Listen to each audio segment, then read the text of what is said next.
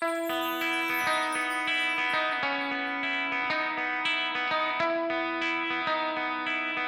you, everyone, for joining us with the Power of Connection. I am so excited to have Tanya Plackis with us today.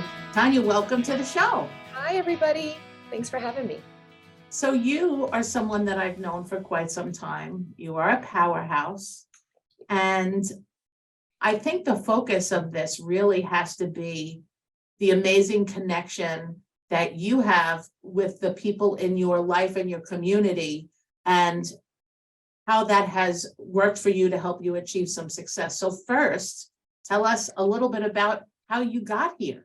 To real estate in general, and to real estate in general, or did you do something before that led you here? Like, tell your story. Yeah, so I mean, I had a pretty interesting upbringing, Christina. I definitely didn't do things the way that the path of the path of least resistance. I definitely went against the grain as much as possible, meaning that I didn't get a lot of formal education when I was younger. I did a lot of backpacking at a very young age, and I just really wanted to be a bit of a roamer. And part of that wanderlust behavior really had to do with like meeting people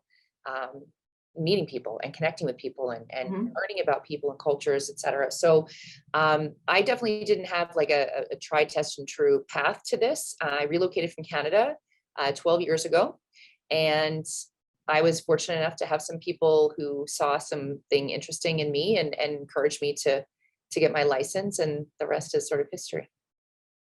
That is so cool. So your foundation was really your people skills, right? And then you just had to learn the rest. Did you have an interest in real estate before you got in, or was it someone else that suggested this would be great for you? Yeah, I really didn't. And I've said this before in a panel interview kind of thing like this. You know, I didn't grow up in a house that was owned by my family. I traveled on my own, but my parents were really always sort of moving a lot, and we rented, Right. never lived in a home that we owned. So I didn't really understand the power of home ownership and what that means, like now as I do today, from my own experience. So I didn't really have a connection to brick and mortar or to like the having a home. It really wasn't something that I knew much about. So I think I worked as a CrossFit coach actually, and helping the business kind of grow for many years. And one of my mentors there, William Anthony Dean, said, you know, Tanya, you know, you should be doing more with yourself. And I was perfectly happy where I was, but he encouraged me, paid for me to get my license. Wow. And he's really changed my life, honestly. Wow. Yeah. So you venture into this and you know nothing. And are you scared to death? I'm scared, but I'm more like, I don't really understand what my role is. And I just felt really inauthentic. You know, I didn't think that I belonged with the peers that I was surrounded by. I tried to get involved with all different types of LIBOR events and RPAC and YPN groups and just try to be in. And I never really felt like I fit in for several reasons. Probably a lot of it was confidence. Yeah. And I didn't, it took a long time for me to understand what I was doing. And I don't mean just like my skill set, but I mean more where I belonged in this industry.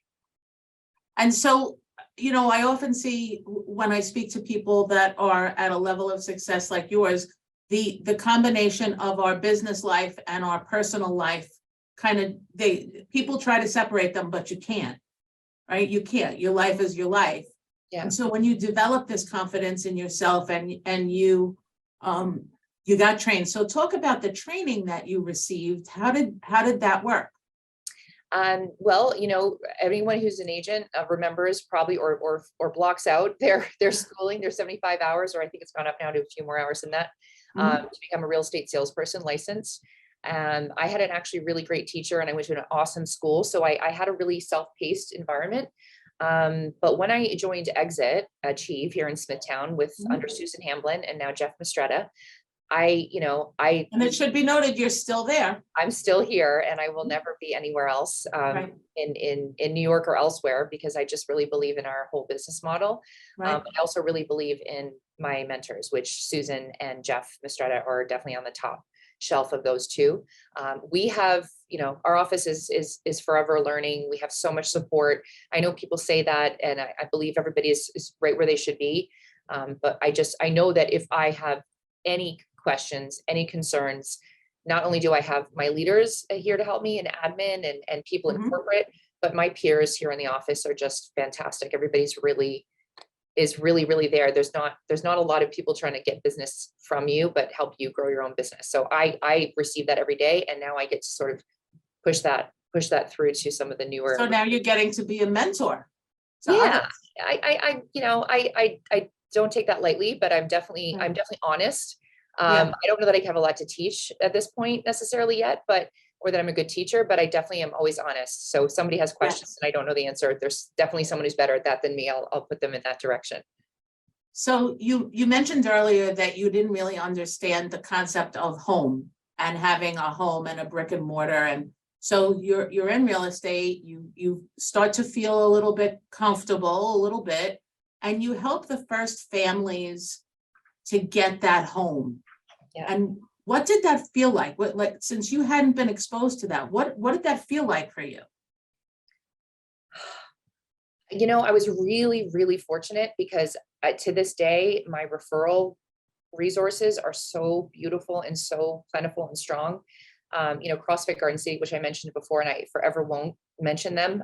They really put me in a place where I had people who loved me and trusted me, right? Whether I knew what I was doing or I was the best at doing it is irrelevant. They really trusted me, and they knew that I would do everything I possibly could. So I probably didn't feel in the beginning like I knew what I was doing, but I knew that I had people looking to me to get the job done. And that was enough for me to lean on anybody I possibly could, it was definitely it's a weird beginning, because I remember saying out loud, what is my job exactly? Because in New York, we have so much support, attorney support, title support. Right. There's so much happening behind the scenes that you sort of want to know, what do I do next? And where's my control? And how do I change that?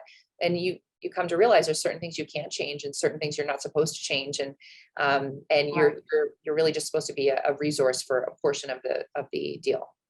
Right. The source of the source. Yeah. So when you started to help people buy their home and you saw what it meant to them, and you stay in touch with them, what does that feel like to you to help people get to something that you never really felt yourself until recently, right?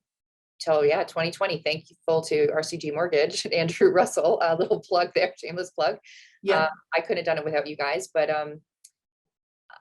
once I realized, like, that's the magic, right? Once I recognized that, oh, okay, now I actually know what it is that I'm doing and why I am in this role.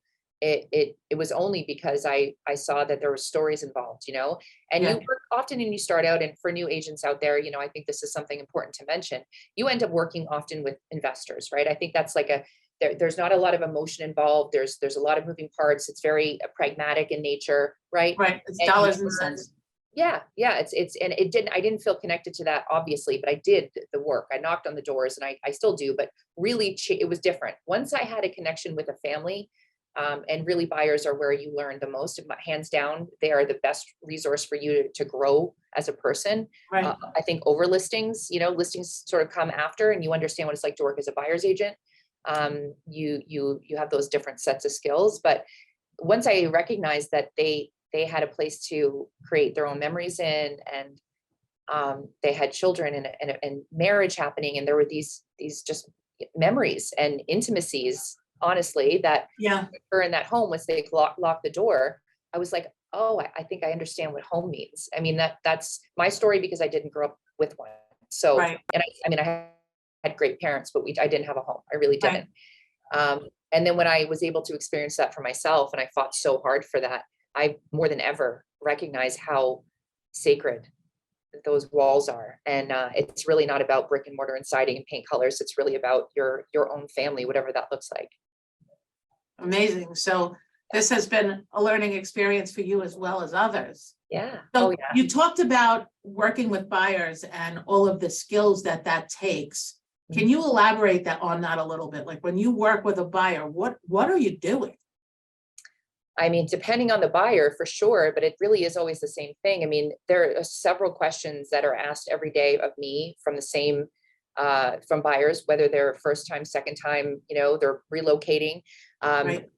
Having a tab and an understanding of the market, having an understanding of market value, having an understanding of what's happening with the rates, and those sort of things that's not really a skill set. That's really just an ability to, chat with them and let them know that you're doing everything you possibly can to inform them of that. But Right. the questions, the things that they need are more just like reassurance. And I think what allows me to feel very confident in working with them is that I have an amazing group of strategic partners, right? I could not fully trust the end goal if I didn't have the people behind me, attorney, title, and lending primarily, because there's so many things I don't have control over, Right. Yeah.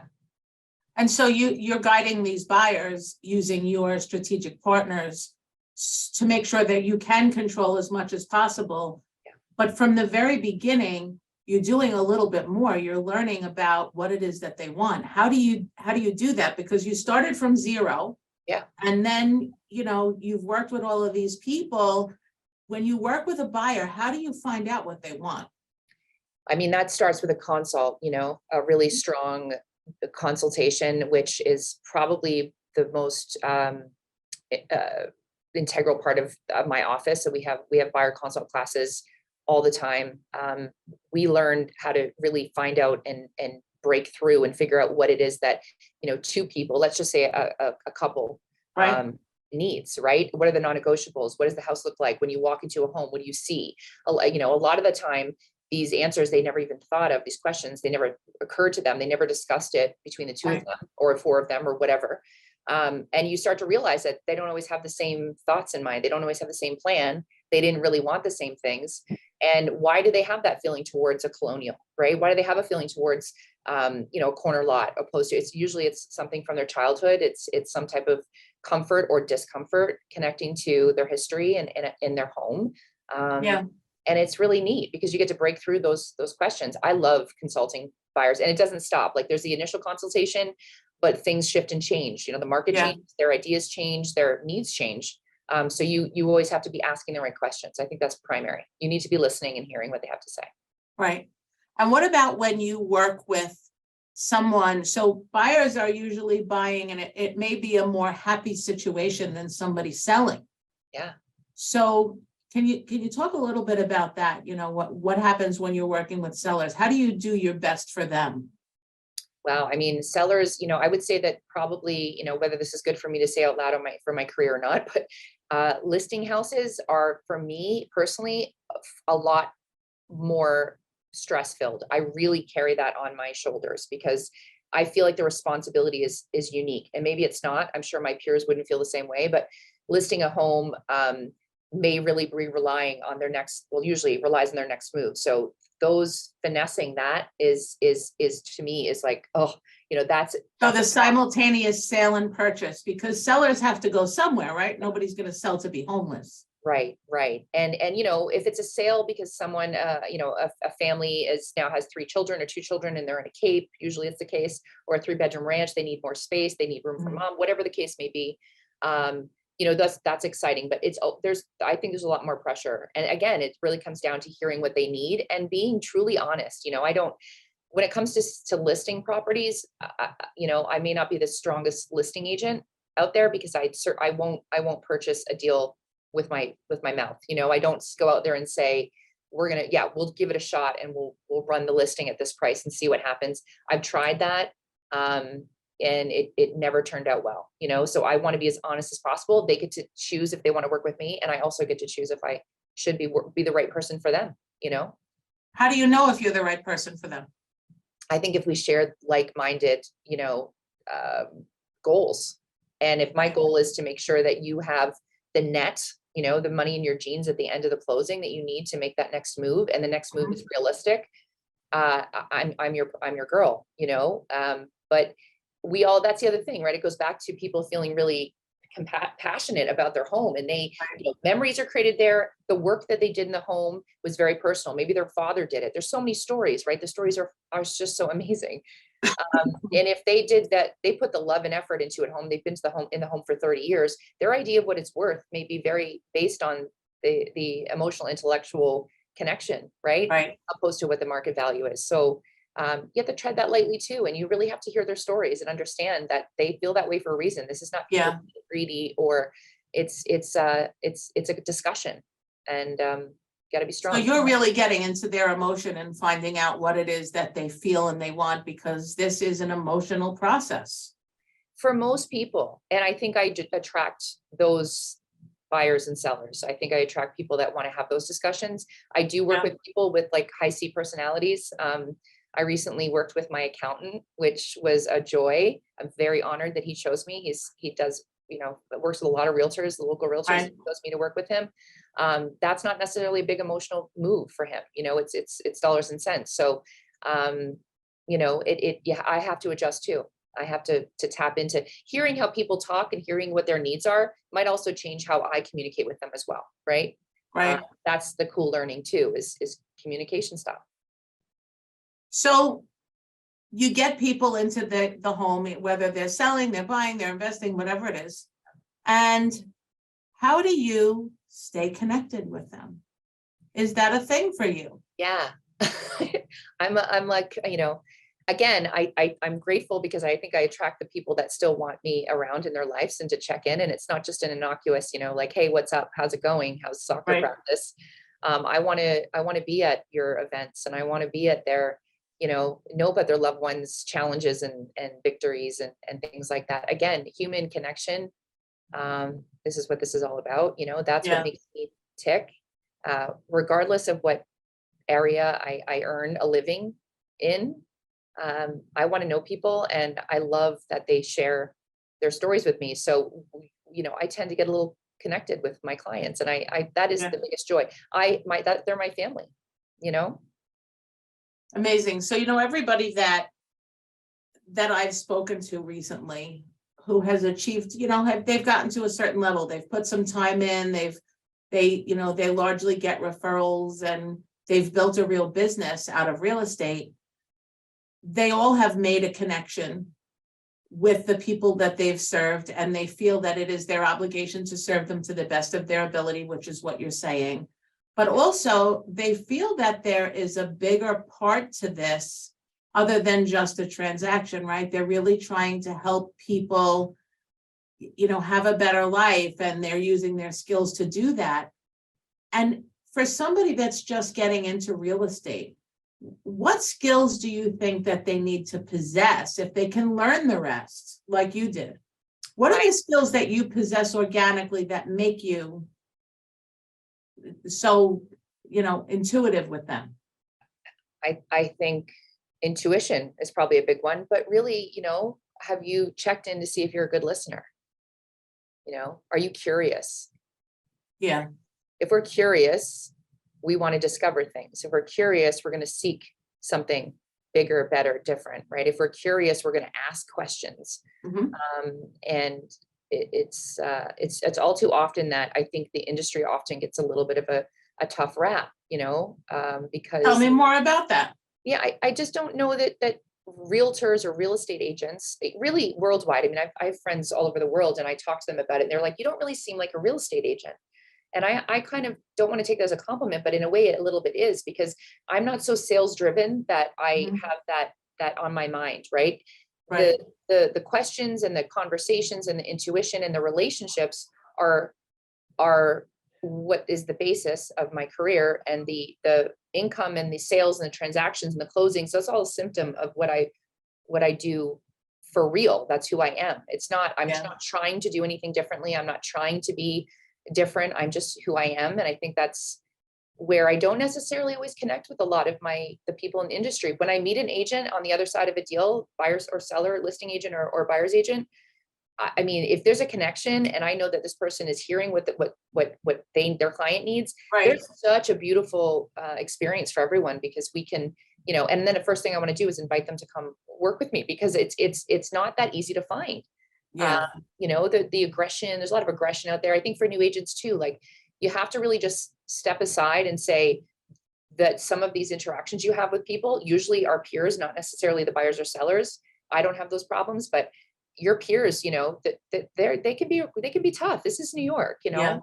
they can be tough. So not personalizing things, just always being kind, asking questions and being patient. Be curious. That's it. So if you could think of something that you wish you knew before you got into real estate, like what do you wish that you knew before you got into it? Is there something that was particularly difficult or particularly wonderful? What I wish I knew. I think I just wish that okay, this is a good one. If I could change one thing, any new agent, until they had, I don't know what the determination would be, but a certain amount of, whether it's transactions or experience, something that had to be measurable, that they would have to be mentored by someone before they were able to go out on their own. And I mean, that will be different for everyone. Right. We have mentorships here. I mean, it's really a company policy, but I think we all get, and I had the same thing, that I didn't feel it was just, there was a lot of moving parts and I wasn't really sure. I wish that it was mandatory, that somebody is with you, you learn. They are obviously, earning, but they're not necessarily allowed to just go on their own, because the schooling is wonderful, but the reality out there is much different. And if you didn't have a governing body working with you like I do, and you have there's not a real presence with your broker, or there's not people you can tap into, I think it can be tricky for people, where they can make mistakes that are damaging. So I think mentorship, So go further into the relationship with your broker. For you, how important is that? Oh, it's everything. I mean, we as agents, and if I think everybody, I don't think you're a certain production level where you're being poached, or, people are wanting to come to their company. I mean, it's daily occurrence that the phone rings and someone's trying to introduce you to their model and interviews. And I've never really wavered from ever leaving my company, because I am home. Right. And I know in my own life outside of work, my personal life that's personal to me, somebody who I don't always have a lot of personal boundaries. I'm pretty open about myself. I think that's part of why maybe I have the connection with people, but I've had a lot of things happen in my personal life, a lot of really tough challenges, and I wouldn't have been able to produce and be here for my clients the way that I have been during those times without the support of my broker and the team in the office. Like whether they're with you directly, or whether they're here twice a week. I mean, I'm always supported. I think a broker who has a heart for the agent, because they have a heart for the industry, for the clients, is so important. And I don't think a lot of people just don't know the difference. They don't know how unlucky they are. Yeah. Don't have that. It's so great that you're where you are and you're so happy and you feel that you're home. I wish that everybody really felt that way. It's a tough industry. Were you ever working at this or anything else, and you considered, like, you had such a day that you were like, I'm quitting? Yes. Tell me something like that, because I just feel that there's a lot of people that are struggling and they're thinking about, I'm going to abandon ship. Yeah. Can you share an experience like that with us, about some time that you thought you might quit? I could probably give you 30, but I'll keep it short. The beginning, for sure, the first 2 years, I was part-time, maybe really even 3. I was part-time because I had another full-time job. I was a nanny to a little boy for a long time. I worked in the gym. I then worked at another facility that I was very involved. So I would step in and step out and step in and step out. And I mean, there's a couple of reasons why people would want to quit, right? One, you are used to an employee mentality. You're used to clocking in and clocking out. You're used to having a salary, and that feels secure to you. That feels like security. You want to quit because you had a really difficult transaction that maybe maintains challenges that you think you can't handle. It is a roller coaster, right? Yeah. And the thing I can say about my career is that the last 7 years have taught me more about myself than any experience I've ever had in my life. I mean, I'm a little older now, so that's probably helpful. How I'll be come? 45, but because I am constantly challenged, not now so much because I feel like I'm maturing through it. There'll be something new, I'm sure. But in the beginning, especially the first 3 years, you know, I would be met with some type of aggression, some type of like something that was necessary or unnecessary, I don't even know, but I would really personalize it, right? And it really made me feel like, whether it was not always a client, but usually again, the industry, the people, the peers, the attorney, the comments, the emails, I would personalize it and carry this with me and couldn't sleep over it, things I had no control over. So, you know, here I am clocking in and out and making, you know, $65,000 a year, which in Long Island is not enough. Right. And I felt more comfortable with a secure job where I clocked in and clocked out and I knew what I could spend, opposed to seeing that there's actually no ceiling to my life. I mean, the minute I recognized that, wow, this is about people and my earning potential by helping people and listening to people and caring about people, truly, truly caring and giving a shit about them. Yeah. That I can have the life that I really dreamt of. The security that was in these full-time jobs was disappeared. You know, so you found your power. Yeah. Even now, you know, there's a few times a year we all feel a little dip. Maybe not everybody, but you feel a little dip. Right now is a good time where, you know, you're really seeking your follow-up and you're really like, wow, where are my pending deals, right? You've probably taken a break, maybe vacation, and you see these dips. If you look back, you always see your behavior, right? And you always see where you didn't consistently do the same thing. So there's more potential in working your own business, working as an entrepreneur. If you have the guts and it's more exciting than anything I could ever dream of, you know, being an employee. And even though there's challenges, there's, you know, you need to know how to budget yourself well and be consistent. And we also realtors can be paid well by transactions. If you get, you know, flashy rose-colored glasses and little diamonds in your eyes, you might go buy a bunch of things that are unnecessary. And that there's a lot of learning. Sometimes people can't tell you either. You have to learn it yourself. So speaking of learning, when it comes to new and changing things that you need to know to really best represent your clients, how do you stay on top of the education game? How are you constantly on the cutting edge of things? That's a really good question. I think that, again, I'll go back to our broker. I mean, we have pretty powerful Monday morning meetings. There's 60 to 70, maybe sometimes more people in the room. We have over 180 agents here. So we pack out a room easily on a Monday. And it's the meetings are so well written that there's breakdowns of manifestations and affirmations. And we really move into market information, right? We need to discuss about happenings, shared stories about what we experienced with open houses, and et cetera. Challenges are happening week to week because, as we know, it's ever changing, right? That's one thing I really rely on that. There's resources everywhere for every realtor. You have emails, 30, 50, 60 emails a day of things you could tap into. And really your strategic partners, your lenders are key. They're going to let you articulate better to people that may be sitting on a fence with selling because the market is not good, which is not true. And helping buyers understand they have other options than just a regular FHA or conventional mortgage. So you need to know, you need to be aware and listen.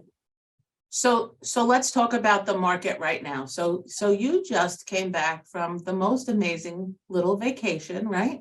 Yeah, a little big one. Yeah. Little big one. And so you've come back refreshed, recharged, just full of joy and life. And you come back to this market and what do you see? I'm excited. Tell me. I'm pumped. Well, I mean, it's very typical that December should be a really busy month where you're planning and you're making the calls and you're doing all of those actions and those activities. January is always a little bit of a dip, right? Where people sort of maybe put their feet up. I happen to be away, so I did put my feet up. The second I got back, I hit the ground running. I have 5 new buyers this week. All referrals that were people that I hadn't known about previously. I have 4 phone calls by the end of the day today to make sure that the people I'm for following up with their pre-approvals are coming through. We're moving forward. Mhm. People are ready. And I think the market for sellers and buyers, we start to see a change, or people normalize with where the rates are right now. Only thing's going to happen is same thing that happens every spring. There's going to be more competition. If you think that there's an issue with inventory, let's talk about that. Do a proper consult, see where people's non-negotiables may be more flexible than you think. Right. And get people out there and seeing houses. You should be looking, as an agent, you should be at open houses every weekend, whether they're yours or not, whether they're in your company or not. You should be talking to your peers and finding out what type of activity they have. Go out and see what's on the market, because their people need to sell and buy no matter what. Right?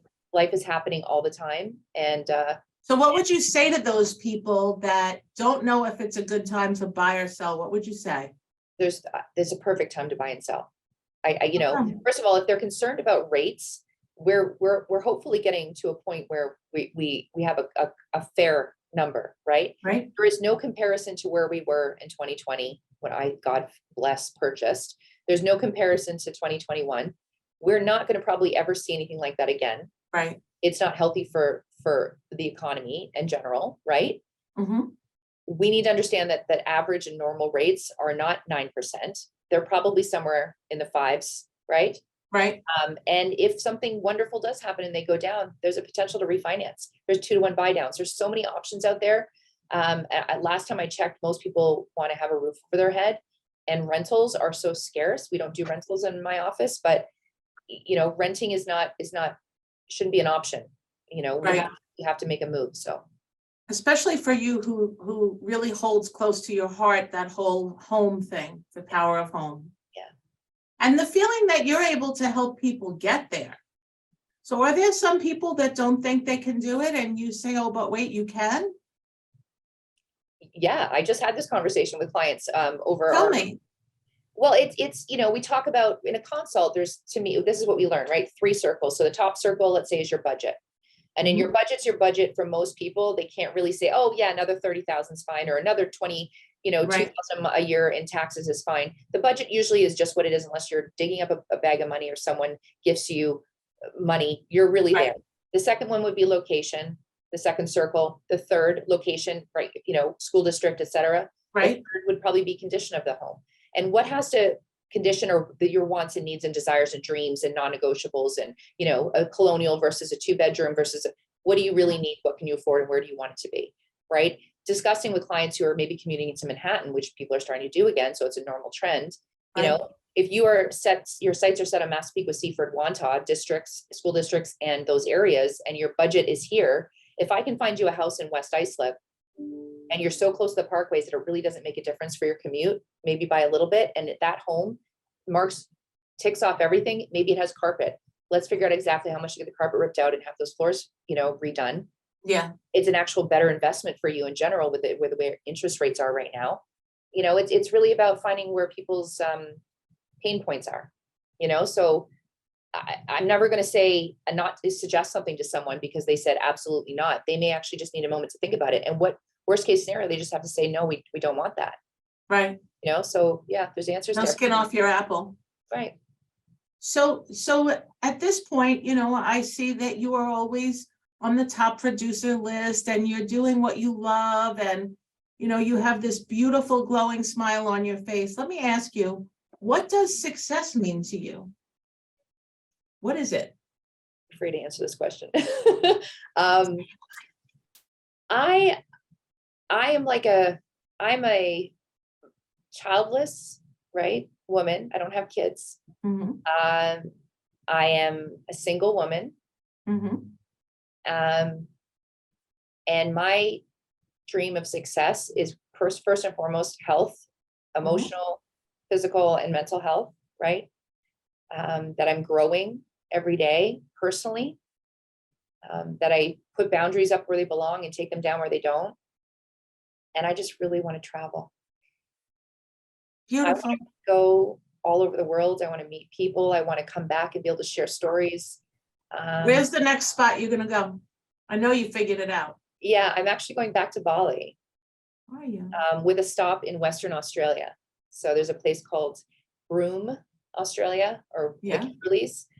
So if you see Indonesia on the map, Indonesia's here, and then the Sunday Islands are here. Western Yeah. Australia, the outback is right here. It's tropical and it's really unique. So I'm sort of trying to plan a little dip with a flight with a girlfriend of mine to do. Good for you. Yeah. Good for you. Yeah. Is there anything that, you know, that you want to share that I left out that I didn't ask you? I mean, I'm not one to impart wisdom on people, you know. But you have some, come on. I just think that people should take it, agents, new agents, agents who've been in the industry forever. I mean, I think we just need to take care of ourselves. I think we get involved in so many networking experiences that involve late nights, early mornings. We over schedule ourselves so that we're Yeah. always, you know, I've definitely done that in the past. A lot of them involve, you know, eating and drinking. And Yeah. I think that we should get a little more quiet and write down our dreams and, you know, Go after it.